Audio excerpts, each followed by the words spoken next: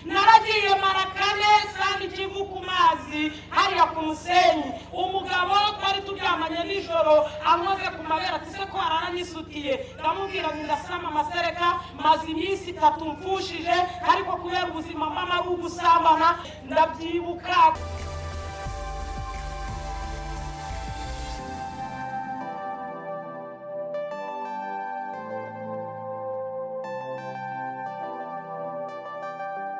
ndibuka muri ubwo bugome urwo rumogi n'amagana muri ubwo buzima bw'uburaya uwo mugabo wanje wishwe na sida yansigiye inda y'amezi 3 iyo nda y'amezi 3 akimara kuyinsigira iwabo kuba yo byari bidishobotse no gukora uwo mwuga kuko nari namajije kwiheba byari bitagishobotse naravugaga ngitwaye umugabo wanje nanje zira irazi ntware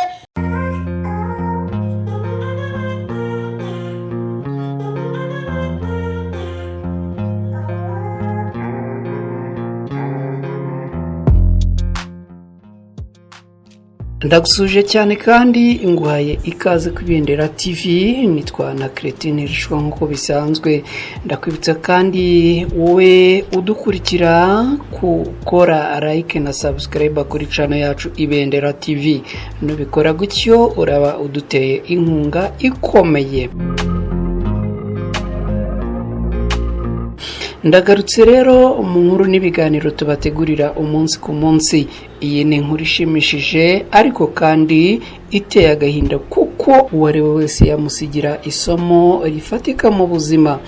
Umugore yatanze ubuhamya bw'ukuntu yasambanaga n'abagabo barenga 10 bose ku munsi umwe none ubu akaba yamaze kwakira agakiza.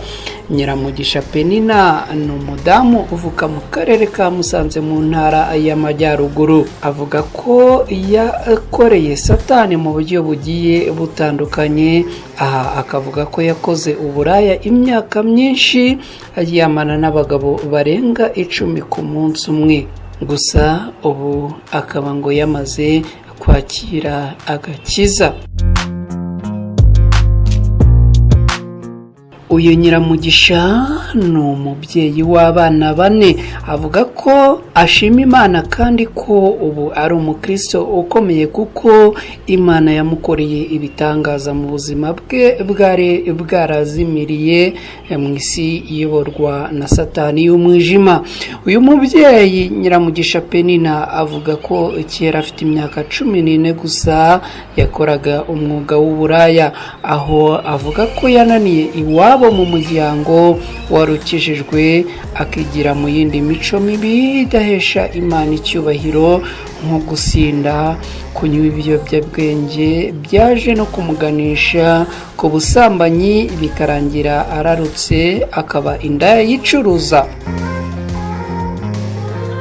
Peninah Nyiramugisha avuga ko Satani yamutwaye afite imyaka 14 akamujyana mu mwuga w'uburaya aho yasambanaga n'abagabo 10 ku munsi maze akarenzaho kunywa itabi n'urumogi. Akomeza avuga ko icyaha cyose kibaho mu isi yagikoze uretse icyaha cyo kuroga umuntu no gucuragura.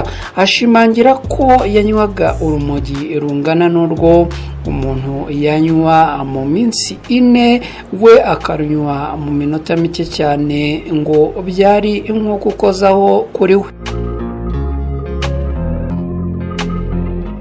Peninah Nyiramugisha amaze kugira imyaka 16 ngo yatangiye kujya ajya kuraguza ahantu hitwa Inyamu Ucucu ku Mupfumu, aho avuga ko yaragiye kujya gushaka amahirwe yo kujya akorera amafaranga menshi cyane mu buraya. Icyo gihe ngo yanywaga amacupa arenga 10 y'inzoga mu minota mike cyane. Peninah Nyiramugisha yakomeje kuba muri ubwo buzima kugeza igihe yaje kwakira agakiza, aho avuga ko yagiriwe amahirwe n'Imana akagarurwa mu buzima bushima Imana.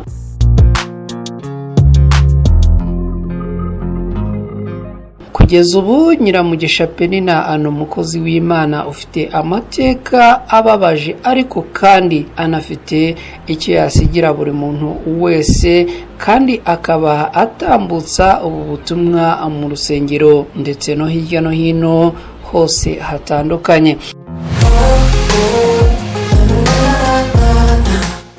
Ubu uyu mubyeyi afite abana 4 akaba ashima Imana hamwe nabo kuba yaramutabaye ikongera kumugarura mu buzima bw'umucyo.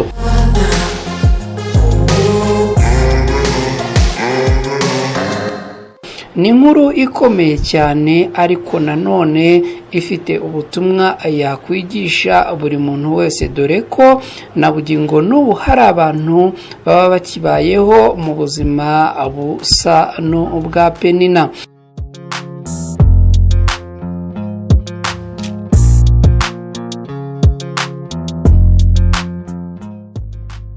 Nawe niba ubayeho gutya uracyafite amahirwe yo kugaruka mu buzima buzima.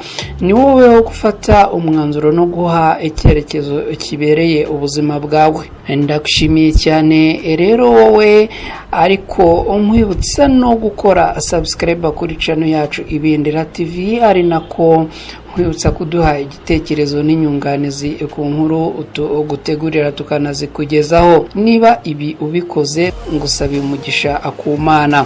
Ndabibutsa kandi kudufasha gusangiza izi nkuru inshuti n'abavandimwe banyu kugira ngo dufashe benshi tubinyujije muri ubu buhamya tuba twabateguriye. Njyewe nitwa na Ntirucwa, aha ni ku Ibendera TV. Ndabashimiye, mbifurije kugira amahoro n'amahirwe.